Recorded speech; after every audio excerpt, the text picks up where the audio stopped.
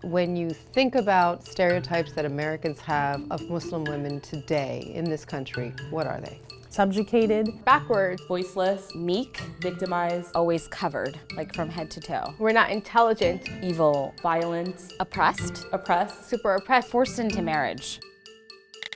I don't think that Muslim women are just being told anymore. I have agency. I consider myself a feminist. Many of the stereotypes that Muslim American women face, you're seeing them on television, that they are oppressed by their male relatives. Defenders of Islam insist it is a peaceful religion. Others disagree and point to the primitive treatment in Muslim countries of women and other minorities. They also keep women and homosexuals immiserated in these cultures. Oppressed and hidden. Imprisoned behind a mask. While there are some circumstances where you will have extreme abuse of women, if you're looking at the average Muslim woman in the United States, that stereotype doesn't apply as a blanket statement. After 9/11, the new stereotype was that she was a threat to security. She is a co-conspirator. What the older suspect's wife really knew. Those wives went home to watch their husbands knock down the World Trade Center. How could she not know what was going on in such a tiny place? All it takes is one person to do one bad act and the entire group is maligned. Until we can get to that point where we're treating minority groups the same way that we're treating majority groups, then we have a race problem. We have a religion problem. We have a bias problem. But there's a new generation of Muslim American feminists, and they're not going to be ignored.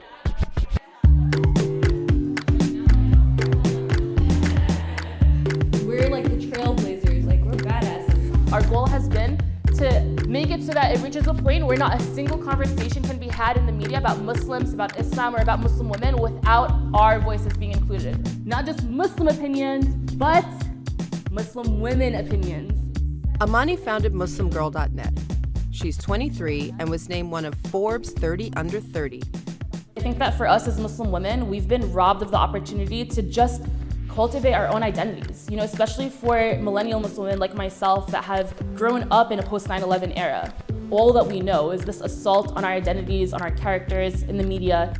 And those media representations have real life consequences. And one of the guys was like, oh, watch out before she blows up the building. Racism and like this weird, rhetoric of stereotypes, a lot of it is internalized because we're so How much of the media representation is about influencing the way everyone sees Muslim women and girls versus the way Muslim women and girls see themselves? The way that other people see Muslim women directly impacts the way Muslim women see themselves. When Muslim women change their own perception of themselves and they build up their self-confidence and their self-esteem and their worth and their feeling of belonging in society, obviously that's going to completely transform the way that they act and the way that they contribute to the world around them. But let's back up a second. When it comes to the perception of Muslim women, some people just can't get past the headscarf.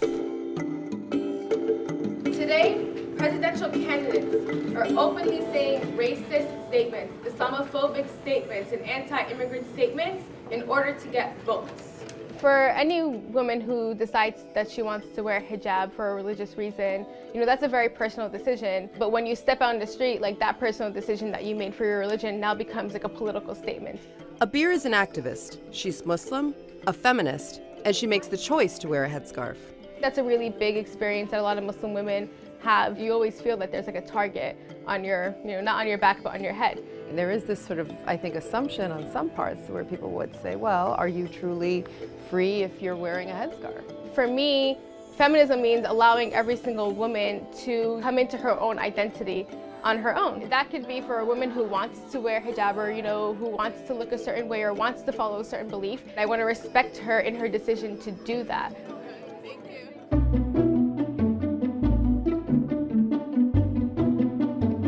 Kamala Khan is a young 16-year-old girl. She has wavy, crazy hair, a little bump in her nose, round skin, and her powers are polymorph powers.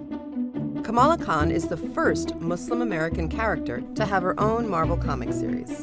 The first thing that she morphed into was her idol, Carol Danvers, who is the opposite of her in every single way.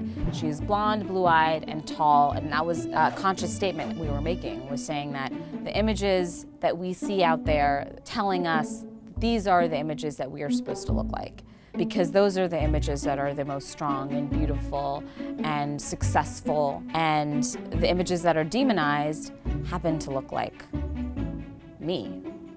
Like Kamala, her creator Sana is a Jersey girl who happens to be Muslim. When you are representing a minority, people want you to start changing all of the stereotypes of that minority. They want you to do all of the things, you know, like talk about child marriage, talk about terrorism, and that's coming from a place that assumes that Muslims are all one kind of people. We wanted to tell a story to remind people that they have the ability to choose their own identity. So, how do you unstereotype? Have Muslim women speak in their own voices, have Muslim women show what their own strengths are, put their own talents out there. You know, that's really how you change the narrative. You break stereotypes by normalizing race and normalizing gender by just simply telling an individual story.